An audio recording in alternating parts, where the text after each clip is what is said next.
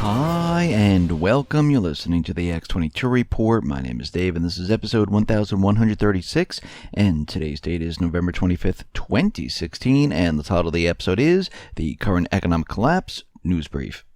Let's get right into the economic collapse news. Now we are seeing more and more problems with respect to the economy. And out in Germany, the Nord-LB's problem with shipping exposure, well, it was revealed.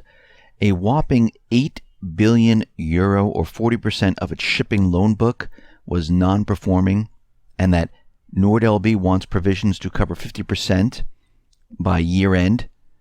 And we can see right now that Nord-LB, they're facing losses of more than 1 billion euros this year as a result of the latest shoring up of reserves against losses on its portfolio of shipping loans.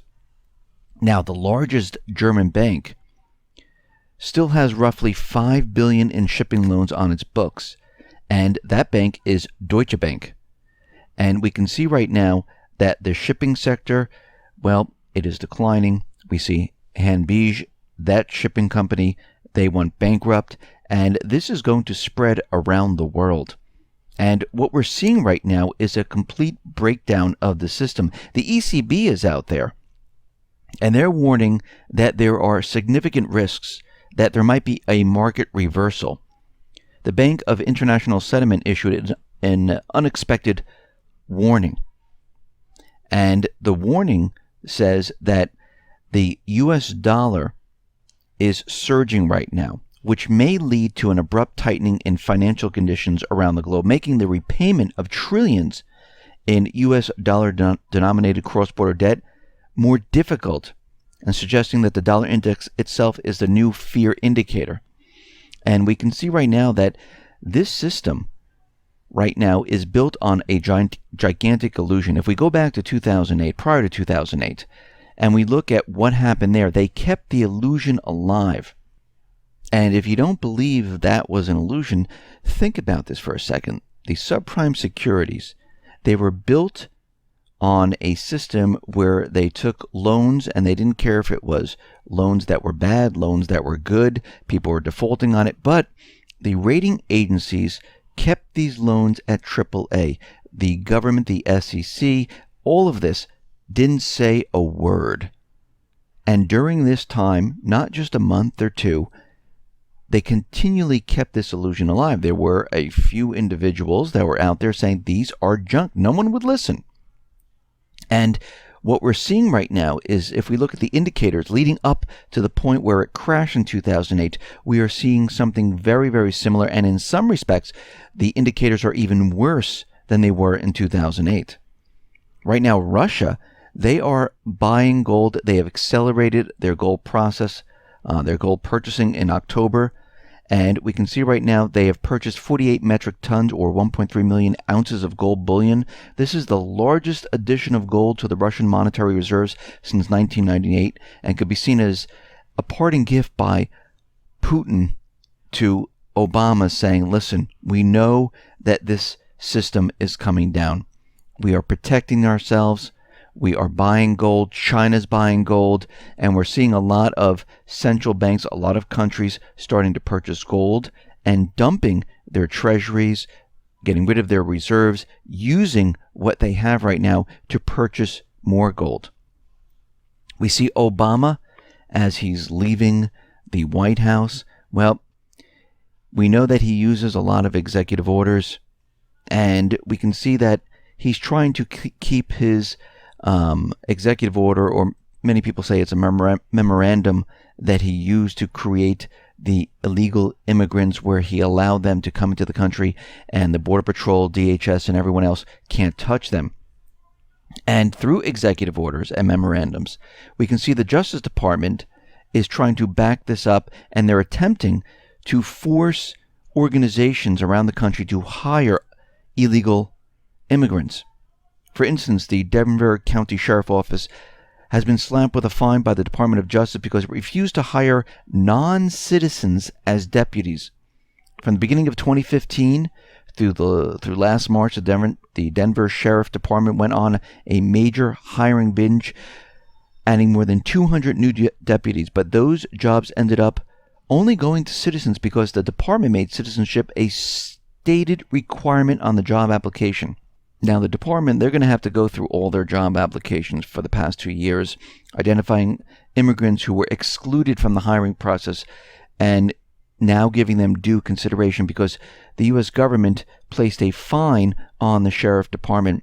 But they're saying, how can we hire these individuals to enforce the law when they violated the law? They're here illegally, and they're not citizens. But we can see right now that Obama's plan, the global elite, the shadow government, the central banks, they want the illegals in this country, and it's done for many different reasons. One, they can bypass the penalties by hiring these individuals in corporations where the companies do not have to pay penalties on Obamacare. Two, we understand that the way of life here in the United States is about to change, and we're going to be becoming a third world country once the dollar dies. Bringing more of these individuals in, they'll be able to pay them a lot less money. They'll be able to do the work. Three, they use them to manipulate the voting. The more illegals they have in here, they're not tracked. Nobody knows really where they are except for the U.S. government. We have some idea, but they can be placed into different cities and strategically used to boost the popular vote up, and we've seen that done. So we can see right now there are many different agendas associated with bringing illegals into the country. We can also see right now, as this whole thing starts to fall apart, we're going to see the government continually try to push laws that aren't in line with the Constitution. Now, we know that Trump now is moving into the presidency, but we'll have to see what actions he takes and what he actually does while in office. We see the Navy right now. Well, the $4 billion stealth warship, well, it broke down once again. And we can see right now the ship had to be towed to a pier by the Panama Canal Authority. And we can see right now the details of what caused the breakdown. Well, they're really not forthcoming at this point. But we can see right now the ship's integrated power plant, well, it might have contributed to the mishap where the ship had to be towed away. The ship also broke down months ago, and they had to do the same exact thing. Now, out in the Black Sea, this is coming from the Center for European Policy Analysis, which is close to the U.S. government and is funded by the State Department. Well, they prepared a report where it proposes to actually fulfill a program on militarization of the Black Sea Basin. And we can see why they're doing this. Again, they are still preparing for war. The shadow government, the central bank, the global elite, they have not veered off their agenda, their goal. They're still moving forward with this. We can see right now that Europe is deciding to suspend Turkey's EU accession talks. And right now, Erdogan is out there saying, listen, I will open the gates and flood the entire European area with refugees. I will let loose 2 to 4 million refugees into this area if you decide to do this. We can see Erdogan, he wants what he wants. He wants to be part of the EU, even though he's trying to say that he might be moving closer to Russia and China. Maybe he'll join the Shanghai Cooperation. He still wants to be part of the EU, and he's blackmailing the EU to get his way. We see Egypt, well, it's alleged that they might be bringing in fighter jets for the first time into Syria. This is coming out of the Lebanon-based As Safir newspaper. And they're saying that the jets are going to participate in the operations against the Islamic State, which we know this is not really what it's about. Egypt is saying right now that this information is completely false. They are not doing this whatsoever. But again, we will see the actions of the country. We will see exactly what's going on. If they actually do bring jets and they start flying them around, we'll know for a fact what's really going on there. We see the Syrian president, Assad, well, he has extended the law of amnesty for 3 months right now. And he's giving the militants 3 months of saying, listen, I will not charge you with anything. You are free to go. You can come over to the Syrian side, work for the armed forces, and there are no charges brought against you. And he's done this many, many times. But we can see the situation in Syria is escalating at this point. Turkey right now is claiming that the Syrian armed force targeted and bombed their soldiers. They're saying that 3 Turkish soldiers were killed and 10 were wounded as a result of combat operations in northern Syria on November 24th. And the Turkish military is blaming Syria for what has happened. But every observer, even the Syrian Observatory for Human Rights, has said, no, this is not true whatsoever. The Syrian armed forces did not do this. Now, the question is, why is Erdogan out there making a really big deal and trying to blame Syria for bombing his troops? Well, he's done this before. They're called false flags. Back a year or two ago, what he's done is he had his military men sneak into Syria with missile launches. They set up their missiles in Syria, fired them back into his country, and said Syria was attacking him because he wants to implement Article 5 of NATO, which allows NATO to join into the fight. And what he did at that point is that it was on YouTube, it was on Twitter, that this was completely fake. He tried to shut this down and block it.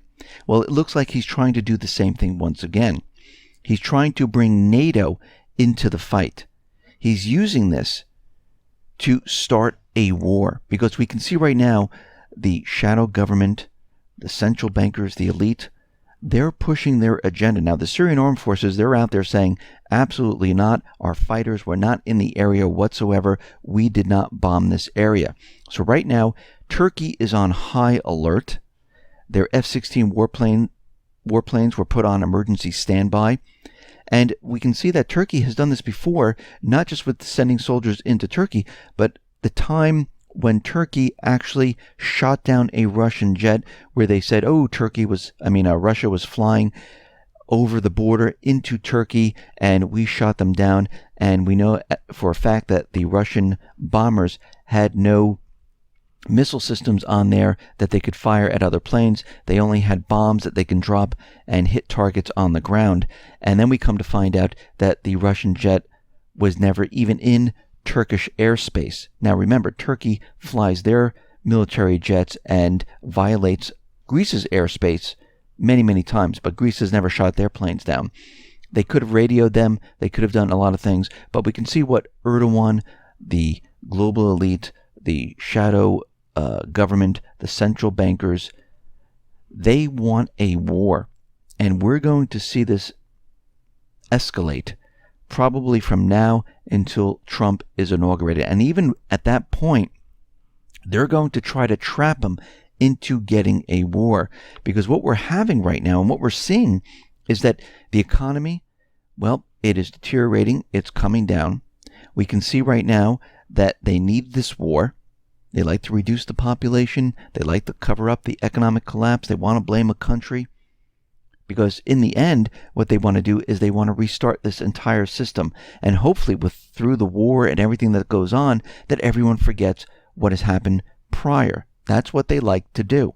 And this way they can just restart their system. They can create a new currency. They can continually control the people. And many people don't remember what happened. And this is what they're betting on right now. So what is coming in probably the very near future is that the economy is going to collapse. Most likely they're going to try to push war as hard as they possibly can. And during this period of time, you need to be prepared. You need to purchase gold and silver. Protect your wealth. You need to have cash on hand to use that during the crisis when the economy starts falling and crumbling apart. You need to have food and water. You need to have a weapon to protect yourself.